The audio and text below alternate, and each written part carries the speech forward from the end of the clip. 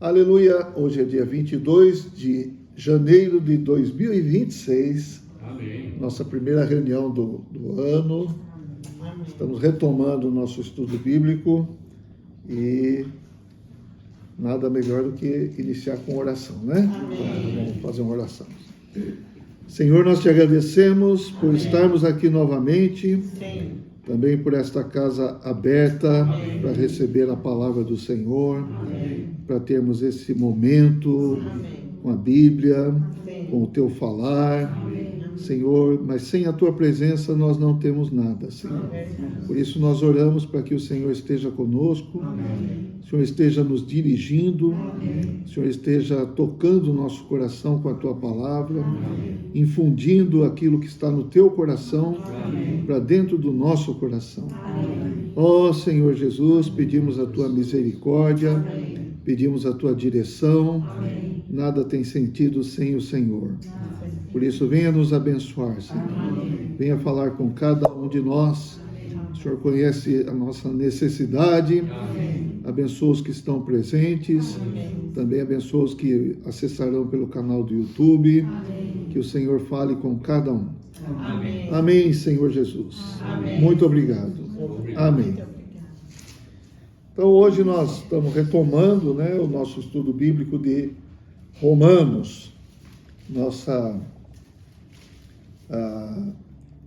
palavra que nós estamos vendo é essa de Romanos, Nós já falamos, só revisando algumas coisinhas, Romanos foi escrito por Paulo no ano de 60, por volta do ano 60 depois de Cristo.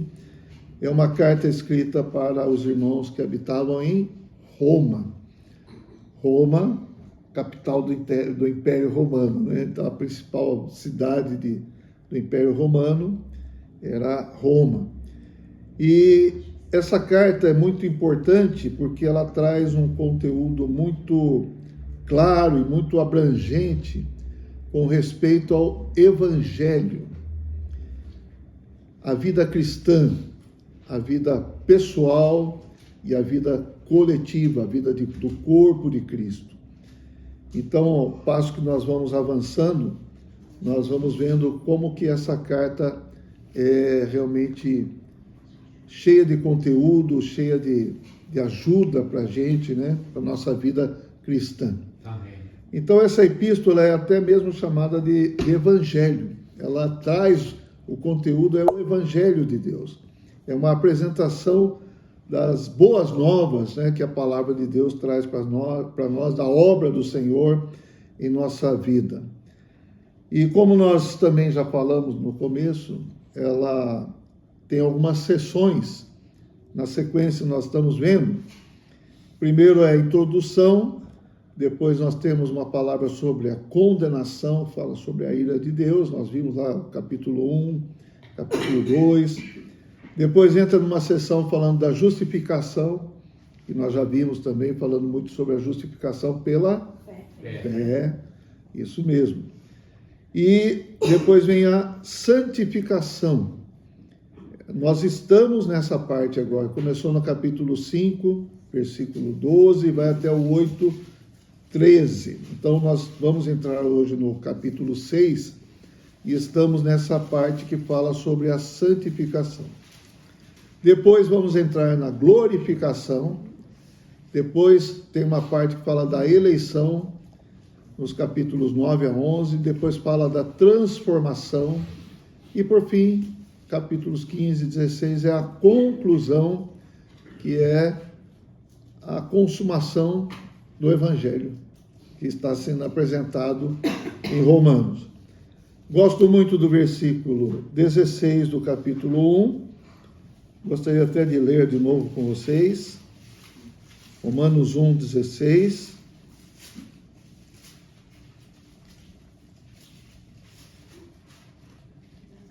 Pois não me envergonho do Evangelho, porque é o poder de Deus para a salvação de todo aquele que crê, primeiro do judeu e também do grego. 17 também. Visto que a justiça de Deus se revela no Evangelho, de fé em fé, como está escrito: o justo viverá por fé. Amém. Então, o Evangelho de Deus é o poder de Deus. Ou seja, a palavra de Deus trazida a nós por meio das boas novas, que é o Evangelho, é o poder de Deus para a salvação de todo aquele que crê. Nós ouvimos a palavra, e a palavra de Deus, quando entra em nós, quando nós nos abrimos para ela, produz fé. E a fé, então, vem pelo ouvir a palavra de Deus. É algo misterioso, não dá para explicar muito, porque é algo espiritual. Então, você ouve a palavra, e a fé é produzida em você, e você crê na palavra, e você absorve as coisas espirituais com realidade. As coisas espirituais são espirituais, mas para você que tem fé, que recebeu a fé pelo ouvir, essas coisas espirituais se tornam reais para você. O incrédulo ainda parece que é alguma coisa abstrata, tal, não existe, não sei, não acredito, tal, mas aquele que recebe e crê, aquilo se torna real. Substantifica. Então vamos ler esse versículo de Hebreus capítulo 11. Hebreus 11, versículo 1.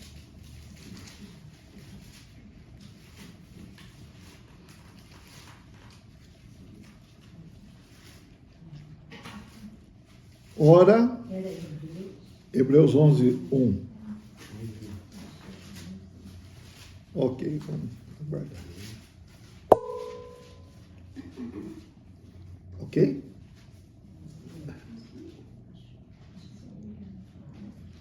Ora, a fé é a certeza de coisas que se esperam, a convicção de fatos que se não veem. Então, a fé é a certeza. Essa palavra certeza, no grego, no original, é hipóstase, e ela foi traduzida aqui para nós como certeza, talvez alguém tenha alguma outra palavra aí, né? Certeza também. Mas ela pode ser traduzida como substantificação, ou seja, algo que você substancializa, algo que você assimila como real, como realidade. Então a fé torna real as coisas de Deus. É como o tato, nosso sentido do tato. O homem nasceu com esse sentido. A visão, aquilo que você vê, é sentida pela visão, pela imagem que é captada pelos seus olhos. O som é percebido pelo que você, na audição, você capta. Que mais? Aromas, né? Os aromas vêm pelo olfato. Então, nós temos esses 5 sentidos naturais, físicos. Mas podemos falar que nós, pela fé, né? A fé é um outro sentido que substantifica, assim como eu percebo a cor pelos olhos, pela fé eu substantifico, eu recebo as coisas espirituais em meu interior. Amém? Amém? Não deixa de ser algo misterioso. Como que a fé entra? Não sei explicar, mas ela é pelo ouvir. Versículo 6 também, bastante importante para nós aqui.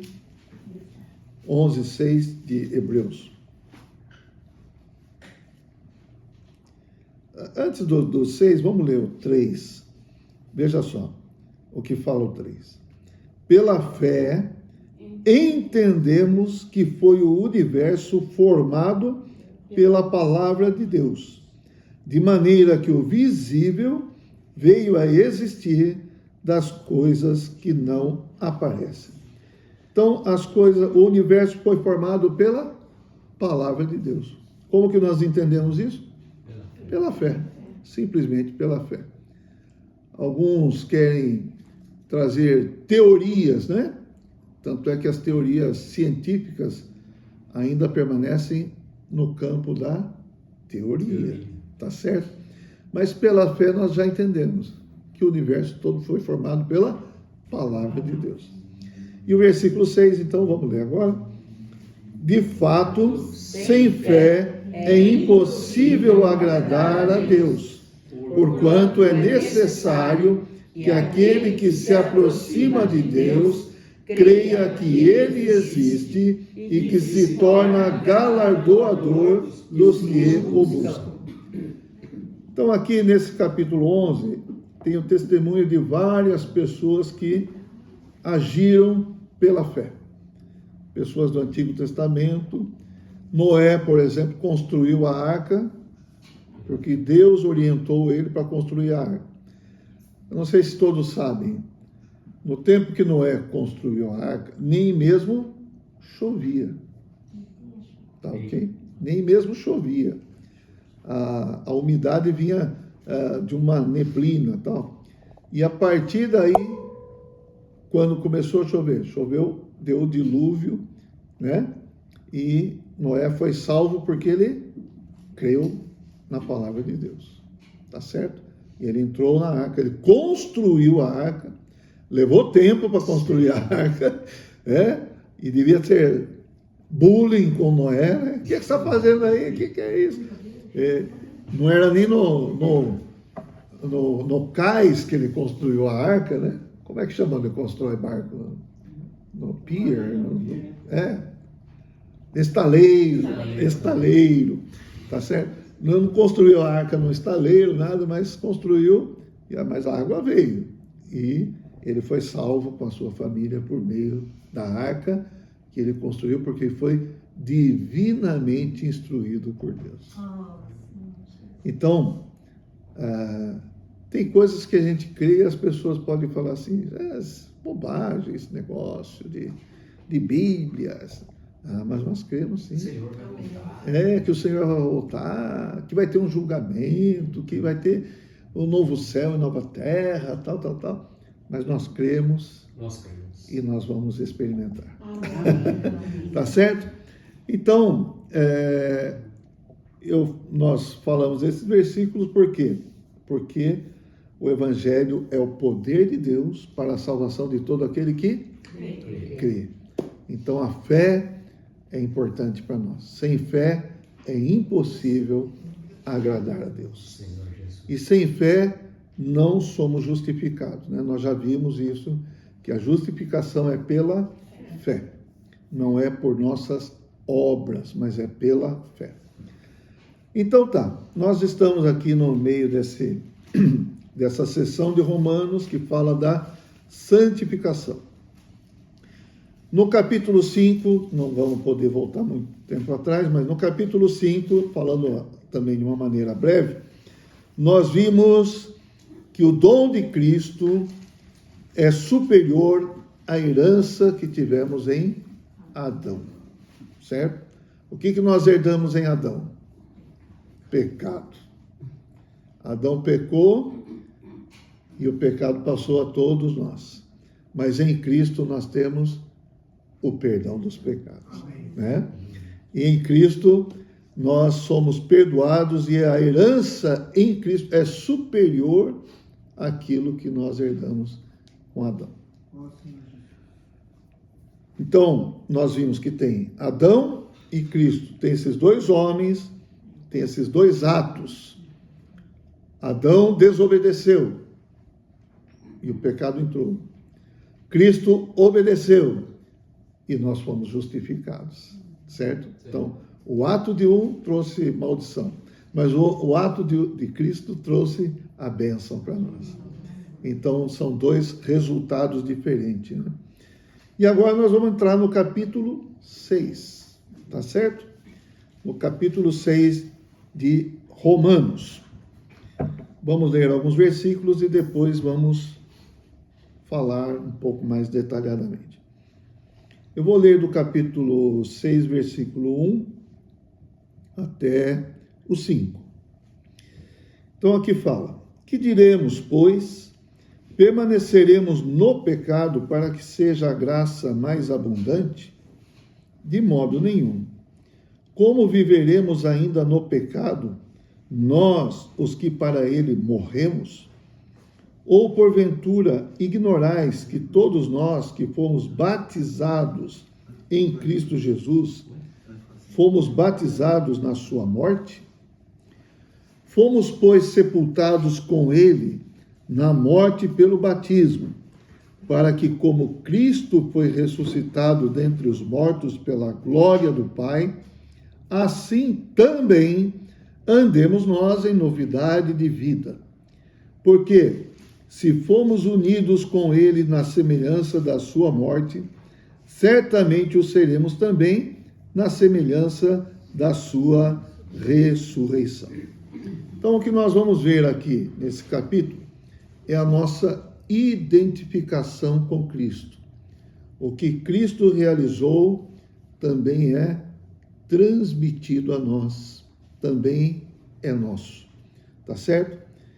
Então, aqui fala que nós fomos batizados em Cristo.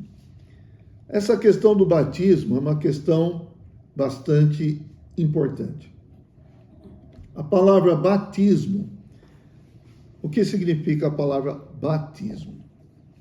Batismo, bom, a gente sempre fala do grego porque o grego é a língua original do Novo Testamento, tá? Do Antigo Testamento é o hebraico. Alguns trechos do Antigo Testamento estão em aramaico. Mas o Novo Testamento em grego é uma língua muito rica. Por isso, o Senhor foi soberano nisso também, né? E a palavra batismo vem de baptizo, do grego. E baptizo significa imersão, mergulhar. Então, batismo é você imergir, você mergulhar. Você, aqui fala, nós fomos batizados em Cristo Jesus. Nós fomos mergulhados em Cristo Jesus.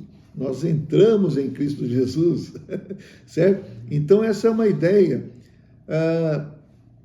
Hoje também se usa a palavra imersão para cursos, por exemplo, você faz um curso, você faz uma imersão num determinado assunto, né? Já fez algum curso assim? Por exemplo, em inglês. Quem fala inglês aqui? Fala inglês, Carol? Ótimo. Aí você pode nos ajudar bastante.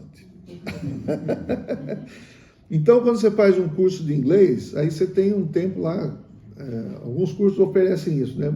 Vamos ter um período de imersão no inglês. Como é que acontece? Você entra num ambiente onde só se fala inglês. Até a questão da cultura brasileira se deixa para lá, é cultura americana, não é isso?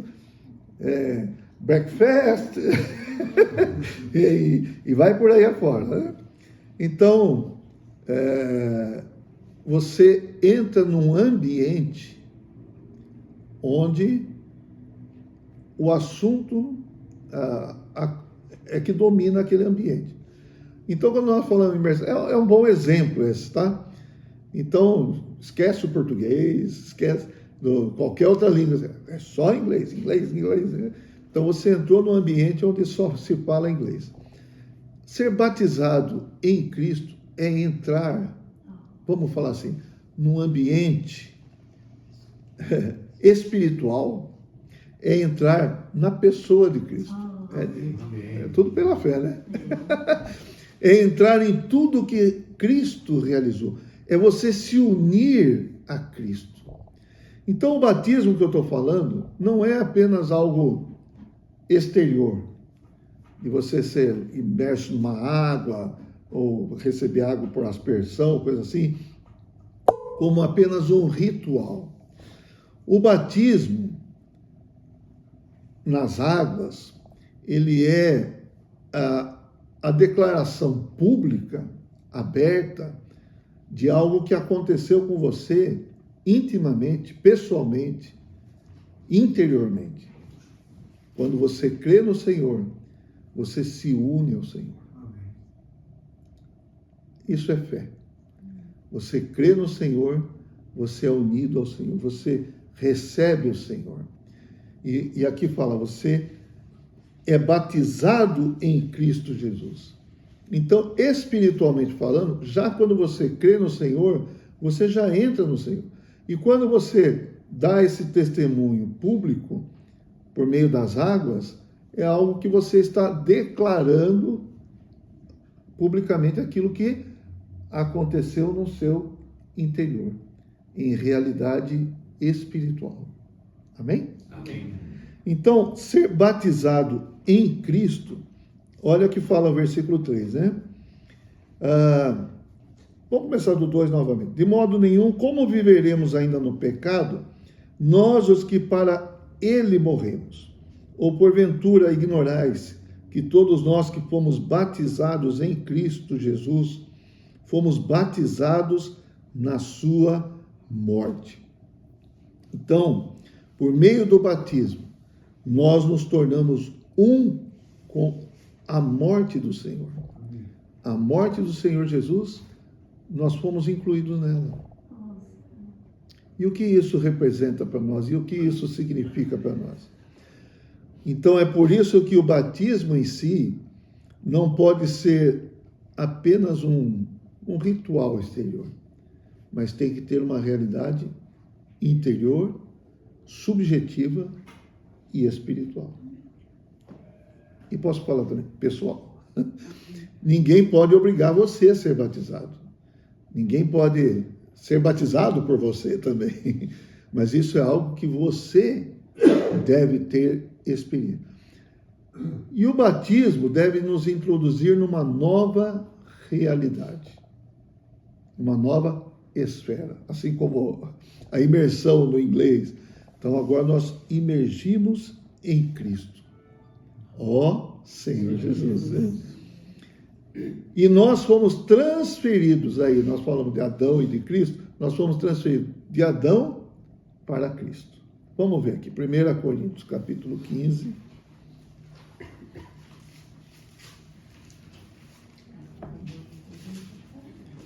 Primeira Coríntios 15, 45, né?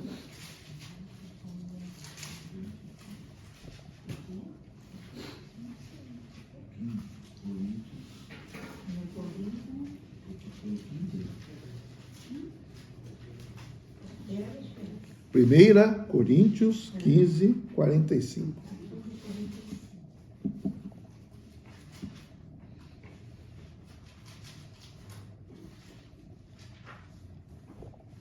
Coríntios em inglês é o Corinthians, né? Por isso que o time chama Corinthians. Eu não vou perguntar quem é corintiano. Vamos lá, 45. Pois assim está escrito: o primeiro homem, Adão, foi feito alma vivente. O último Adão, porém, é espírito vivificante. Então, o primeiro homem é Adão. E o último Adão, que é Cristo, ele é espírito que dá vida. Versículo 47. O primeiro homem, formado da terra, é terreno. O segundo homem é do céu. 48. Como foi o primeiro homem, o terreno, tais são também os demais homens terrenos. Então, todos nós também, né? E como é o homem celestial, tais também os celestiais. Então, em Cristo, nós também somos celestiais. E assim como trouxemos a imagem do que é terreno, devemos trazer também a imagem do celestial. Ou seja, nascemos em Adão e tivemos um novo nascimento em Cristo. Tá certo? Isso para aqueles que creem. Quem não creu ainda ficou só no Adão. Mas quem crê tem um novo nascimento em Cristo e é transferido de Adão para Cristo. Essa é a realidade do batismo. Ser transferido de Adão para Cristo. Batizados na sua morte indica que nós morremos para o mundo. O mundo jaz no maligno. Quando eu falo mundo, é o sistema mundano. Nós morremos para a nossa vida natural, no nosso ego, a nossa carne e a história passada, a história sem Cristo, a nossa história sem Cristo, né? Então, morrer, ser batizado na morte do Senhor significa nós também morrermos no nosso velho homem. Amém? Amém. E após a morte, o que vem? Versículo 4 fala assim, Romanos 6, 4. Fomos, pois, sepultados com ele na morte pelo batismo, para que, como Cristo foi ressuscitado dentre os mortos pela glória do Pai, assim também andemos nós em novidade de vida. Então, em ressurreição, veja só a figura do batismo, né? Como eu falei, batismo é imersão. Então, você entra na água, fica lá o velho homem. O velho Milton ficou lá. Foi sepultado na morte pelo batismo. Você sai da água, é a ressurreição. Isso é uma representação. Então, quem sai da água não é o velho Milton, é o novo Milton. Então, fomos unidos com o Senhor na morte e fomos ressuscitados com Cristo na sua ressurreição. Então, agora nós ganhamos uma nova vida e devemos andar em novidade de vida. É isso que fala aqui. Andemos também em novidade de vida. Viver em ressurreição, viver nessa vida de ressurreição, é andarmos nessa nova vida que recebemos por meio da morte e da ressurreição de Cristo. Então nós fomos unidos com Ele na morte e na ressurreição. Então, identificação. O que é isso? O que Cristo realizou, nós também recebemos todas as realizações de Cristo pela fé. Tá certo? E quando nós cremos no Senhor, nós nos unimos a Ele. Mas essa união com Cristo é uma união orgânica. O que é uma união orgânica? É uma união de vida. Por exemplo, essa peça aqui é uma mesa, ok? Mas ela tem várias partes unidas. E são unidas de que maneira? Não orgânica. É parafuso, é cola, prego, sei lá o que mais, porca, essas coisas todas, né? E aí você monta. Então a mesa tem o tampo, tem as pernas, tem aqui um rebordo aqui e tal. E é uma mesa. É uma peça só. Está unida. Mas é orgânica? Não, não é. Agora o seu corpo, nosso corpo, é uma peça só? É uma coisa só, né? Mas como que ela é? Como que o nosso corpo é unido? A mão com o braço, com o cotovelo, é tudo orgânico, porque é um organismo. Então, a mesma vida está no corpo todo. Quando nós unimos com Cristo, é isso que quer dizer. Nós recebemos a mesma vida do Senhor. Amém. As experiências do Senhor estão em nós espiritualmente. Ó Senhor Jesus, está dando para entender? Amém. Por isso que a vida cristã não é uma questão de eu vou me comportar, eu vou ter um bom procedimento a partir de agora, vou me esforçar, agora é que nem voto de começo de ano, né? Quantos votos você já fez? Quanto mais velho, mais voto tem, né? Mas funciona. Não funciona, é algo forçado. Mas o que o Senhor quer mostrar para nós é que a vida cristã é uma vida de organismo, de união orgânica com Ele. A vida dele quer ser transmitida quer ser vivida em nós. Amém. Isso é algo maravilhoso. E, infelizmente, é algo que a gente resiste. E, infelizmente, é algo que a gente não crê, muitas vezes. A gente ainda quer fazer o quê? Viver pelas nossas resoluções. Vamos falar assim. Resolvi que nesse ano aqui... como sempre.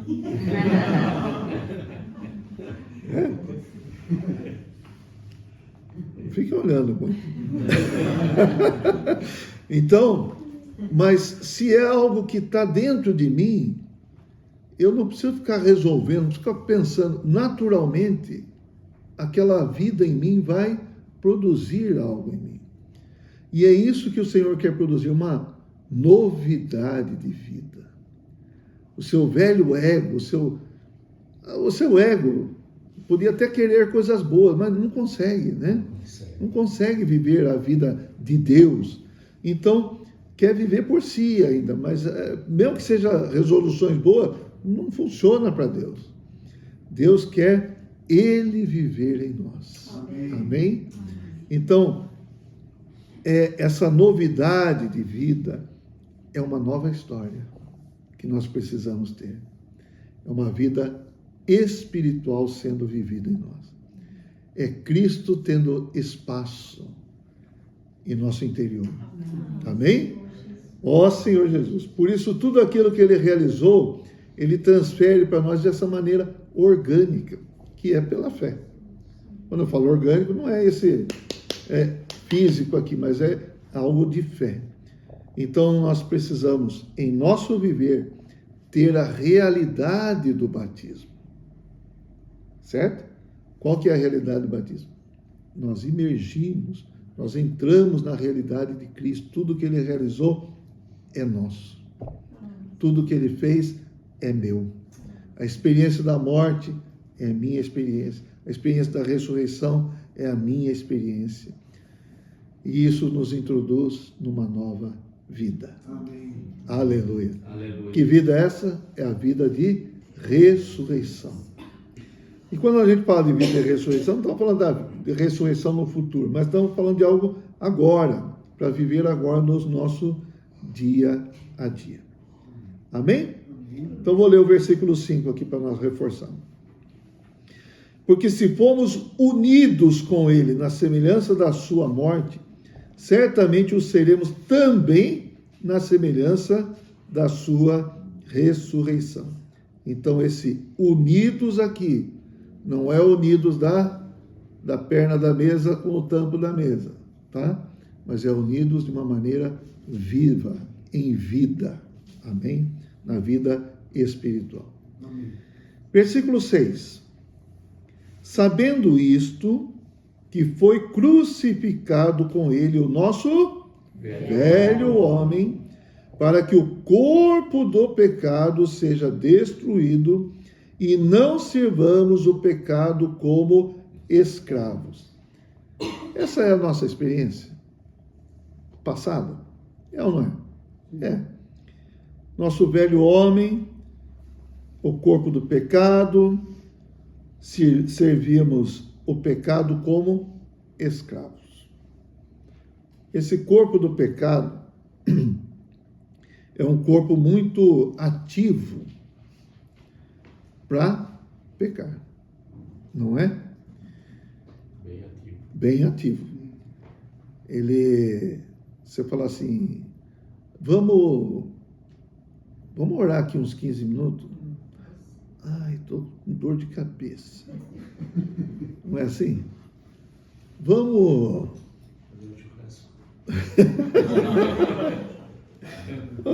falar uma outra coisa assim,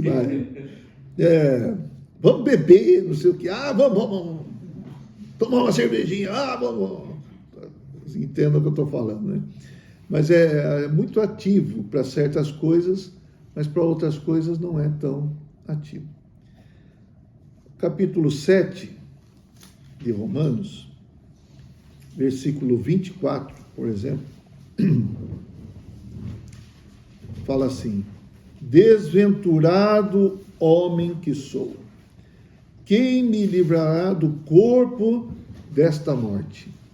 Então veja, corpo do pecado e corpo da morte. Para as coisas de Deus, o corpo é morto, inativo. Vamos para a reunião? Chover, tá frio. Oi, tem uma nuvem lá. Ela está branquinha, mas vai escurecer.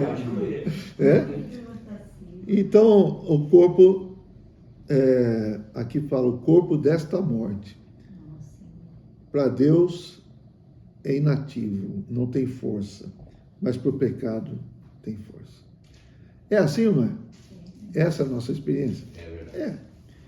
Então, esse corpo, esse velho homem, voltando lá para o capítulo 6, versículo 6, foi crucificado com ele o nosso velho homem.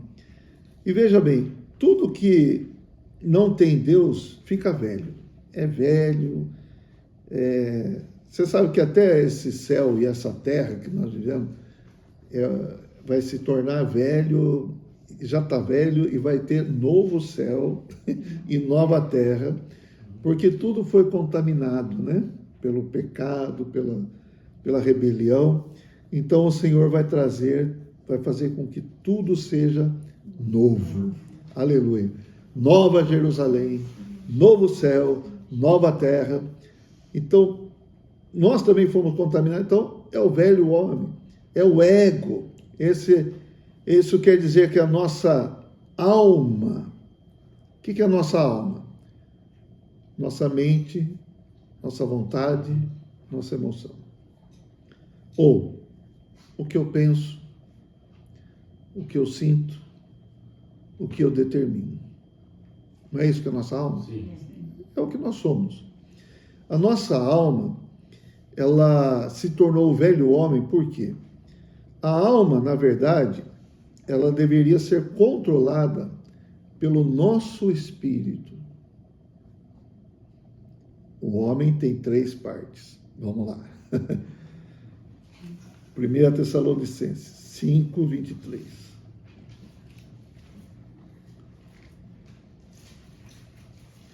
Enquanto isso, vou tomar uma aguinha aqui.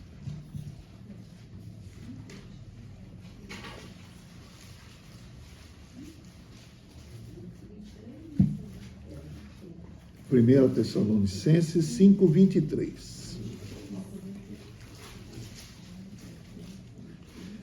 Esse é um versículo que mostra claramente quais são as partes do homem. E claro, cada parte dessa tem também as subpartes, podemos falar assim. Tá? Então aqui diz o seguinte, ok?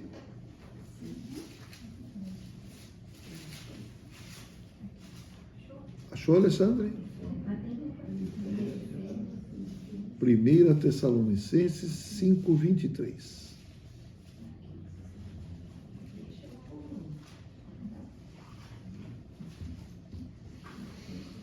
Ok.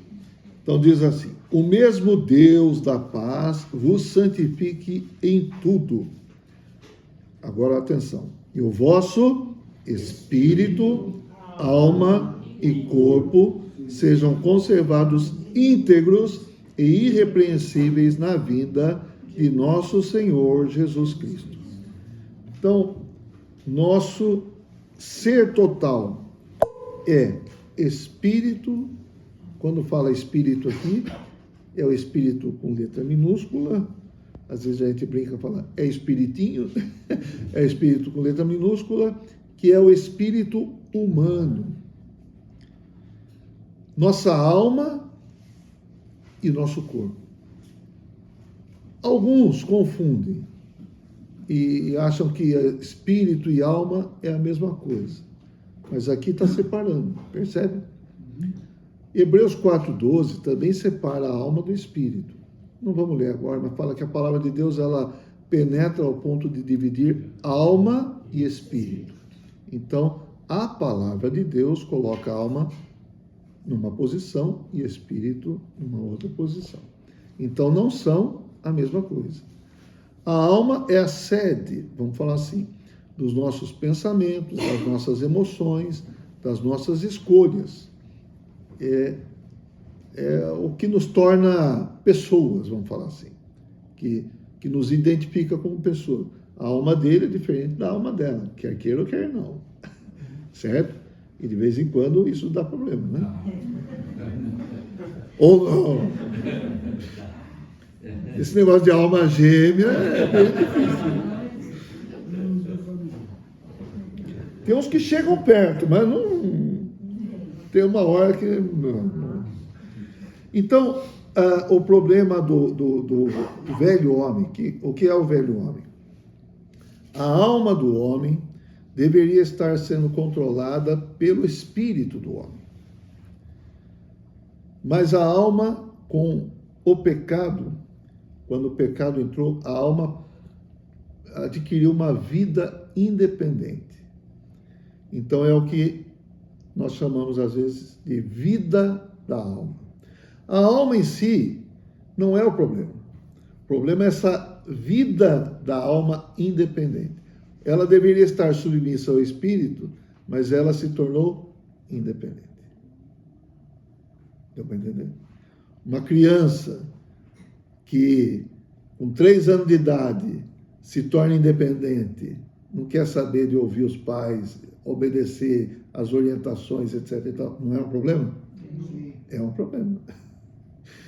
Alguns acham que a criança deve ser independente desde né? Aí perdeu tudo. Mas a criança devia ser dependente dos pais, ainda é criança. Tudo. A nossa alma, ela declarou independência de Deus. Se alienou do espírito, rompeu com o espírito, vamos falar assim. Deu para entender? Ela é controlada pela mente? A mente é a parte dominante da alma. É assim, segundo a experiência, né? Os homens, na alma dos homens, a mente é mais dominante. Nas mulheres, o que é mais dominante? A emoção. É isso ou não? Isso não quer dizer nada com inteligência, não tem nada a ver com inteligência. Não, eu estou falando assim, o homem é mais racional e a mulher é mais emocional. Tá? E o racional e o emocional vai influenciar as atitudes, as escolhas, as determinações. Não é? Sim. Então, às vezes, eu estou lá na frente de uma vitrine. O que acontece? Eu não vou falar nem homem nem mulher, mas racionalmente, gostei, mas não tem dinheiro. Agora, emocionalmente, gostei, vou comprar de qualquer jeito.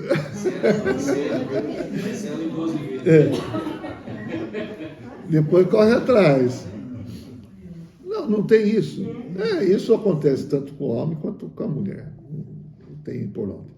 Mas, às vezes, o que determina é o emocional ou o racional, não é?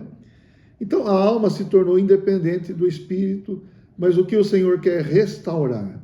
Então ele entra em nosso espírito, que é a parte mais íntima do homem, e por meio do espírito, ele quer trazer um equilíbrio à alma, enchendo a alma com o espírito. Deu para entender? Amém. É uma experiência contínua. Isso não acontece da noite para o dia, mas mesmo cristão de muitos anos está experimentando ainda ser dirigido pelo Espírito. Tá certo? E quem está no nosso Espírito? Cristo. Amém. Por isso, 1 Coríntios 6, versículo 17.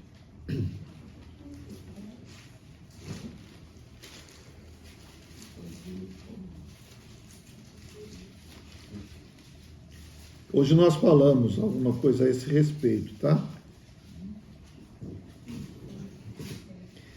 1 Coríntios 6, 17.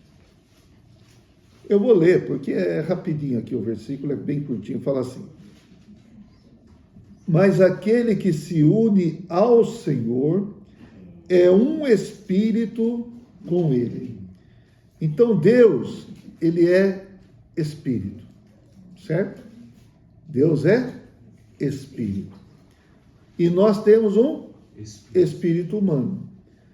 Quando nós cremos no Senhor, o que acontece? O Espírito de Deus entra em nosso espírito humano. E aqui fala, aquele que se une ao Senhor se torna um espírito com ele. Então o Espírito de Deus e o espírito humano se uniu. Você pegar água e misturar óleo, mistura? Não. Mas se você pegar óleo com óleo, é isso. Então Deus fez o nosso espírito de uma maneira que pudesse receber o seu espírito. Deu para entender? Então, aonde nós nos unimos ao Senhor? Em nosso espírito. E a partir do nosso espírito, o Senhor pode transmitir a vida dele para a nossa alma. Amém. Amém. Amém? Jesus. Por isso que sem fé é impossível agradar a Deus, né? Sem fé você não se une ao Senhor. E como que você vai ter uma vida que agrada a Deus? Sem Deus. Tá certo? E aí, por exemplo, versículo 19 fala assim: acaso não sabeis que o vosso corpo é santuário do Espírito Santo que está em vós, o qual tendes da parte de Deus, e que não sois de vós mesmos, porque fostes comprados por preço? Agora, pois, glorificai a Deus no vosso corpo. Então, a partir do momento que nós recebemos o Espírito em nosso espírito, o nosso corpo passou a ser o quê? Santuário do Espírito Santo. Por quê? Quem está habitando em mim? O Espírito Santo. O Espírito Santo é Deus, o Espírito Santo é Cristo, o Espírito... Deus, Pai, Filho e Espírito Santo, está habitando em mim. Então, nós somos templo do Espírito Santo. É o que fala aqui. Não sabeis que o vosso corpo é santuário ou é templo do Espírito Santo? Nós somos templo do Espírito Santo. Nós somos morada do Espírito Santo. E aí fala, por isso então glorificai a Deus no vosso corpo. Ou seja, expressem a Deus no vosso corpo. O que você faz representa a Deus, seja Deus fazendo em você. Amém? Amém. Ó Senhor Jesus. Mas infelizmente a alma adquiriu uma vida própria, vamos falar assim, e é a vida da alma. E aí nós precisamos ser transformados, ser trabalhados por Deus para que essa alma se encha da vida de Deus. Amém? Não é que com isso nós vamos nos tornar robô, não. Mas a vida de Deus vai nos encher. E até mesmo nossos atos vão ser dirigidos espontaneamente pela vida de Deus. Amém? Amém. Ó Senhor Jesus. Então a queda do homem fez com que esse órgão chamado alma se tornasse independente, tivesse uma vida própria, sem o controle do espírito, e é o que nós chamamos de vida da alma. Podemos dar um exemplo assim, um computador, tá? Computador, então você está lá, quem mexe com computadores? Mexe, Sandro? Mais, tá? Aí você está lá, de repente descontrolou lá, mas eu estou digitando aqui, não está acontecendo, entrou vírus. Adquiriu vida própria, né? Então, às vezes é assim, o Senhor nos criou para que Ele nos enchesse, para que Ele nos reinasse em nós, né? Mas aí a vida da alma, a alma adquiriu vida própria. Mas agora nós precisamos ser restaurados. E é isso que está acontecendo conosco. Por isso nós precisamos ter a realidade do batismo. Ou seja, unidos na morte, morte do quê? O velho homem. E ressuscitamos em novidade de vida, na vida ressurreta do Senhor. Amém? Eu vou parar por aqui, porque acho que vai ficar muita informação. E eu acho que, por enquanto, é o suficiente para nós. Amém. Tá bom? Ó Senhor Jesus. Deus abençoe vocês. Amém.